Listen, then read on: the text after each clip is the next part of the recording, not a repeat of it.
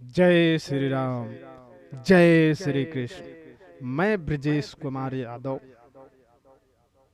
आज श्री कृष्ण जन्म अष्टमी के दिन मैं खास तौर पर यदुवंशियों से कुछ सवाल करना चाहता हूँ।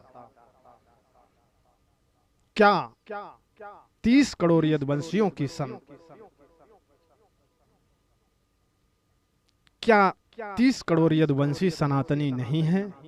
और अगर सनातनी हैं तो क्या उनके सुदर्शन की धार रूठ गई है या फिर यदुवंशी नपुंसक हो गए हैं?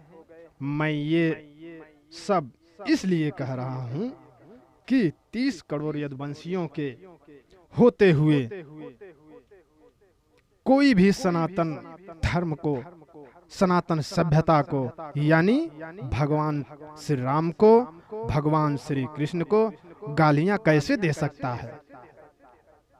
गली गली में शिशुपाल कैसे पैदा हो सकते हैं? और हम यदुवंशियों का खून नहीं खौलता? अगर ये दुष्ट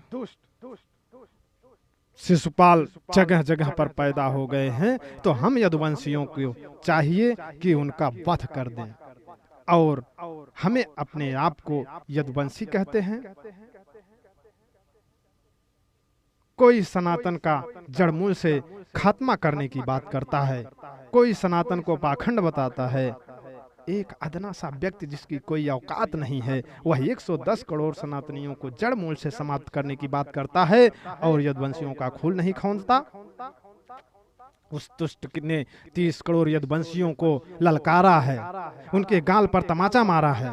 अगर इतने पर भी यदुवंशी अगर खामोश हैं और उनके अंदर का पुरुषार्थ नहीं जाग रहा है तो फिर हम यदुवंशी नहीं हैं, हम नपुंसक हो चुके हैं। हमें अपने पुरुषार्थ को जगाना होगा।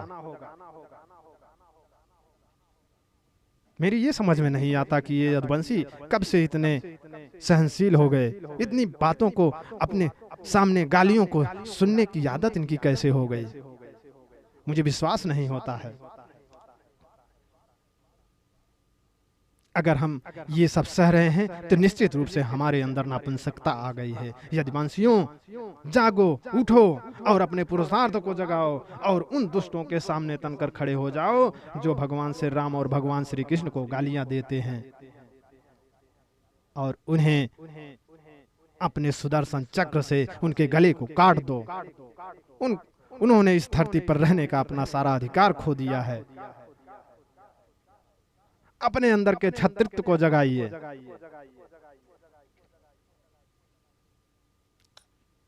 और इन अधर्मियों का नाश कर दो जो हमारे धर्म को ललकार रहे हैं, हमारे पुरुषार्थ को ललकार रहे हैं। अब इन दुष्टों को मार डालना ही सदैव उचित होगा। ये भगवान श्री कृष्ण ने गीता में कहा है। जाग जाइए और अपने आप को, अपने धर्म को, अपनी सभ्यता को, अपने सनातन को बचा लीजिए। नहीं तो एक दिन ऐसा आएगा जब ये अपना धर्म और अपना सनातन नहीं होगा। जब अपना सनातन नहीं होगा तो हम कहाँ होंगे, हमारा भी अस्तित्व नहीं होगा। और आने वाली पीढ़ियां हमें गालियां देगी,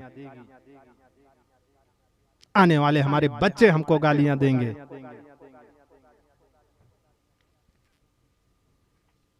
क्या हम ये भूल जाते हैं कि हम उनके वंशज हैं जिन्होंने दुष्टों को कभी नहीं माफ किया? भगवान श्री कृष्ण के पुरुषार्थ को याद कीजिए और अपने आप को तैयार कीजिए।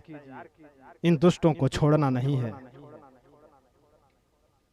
जो भी हमारी सभ्यता के खिलाफ, हमारे धर्म के खिलाफ, हमारे भगवान के खिलाफ अनाप शनाप बकेगा, उसे हम छोड़ेंगे नहीं।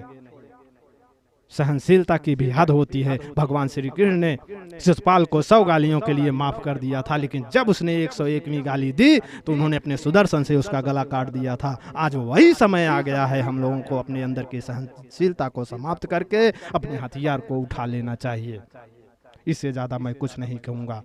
जय सनातन, जय हिंदुस्तान और जय भारत।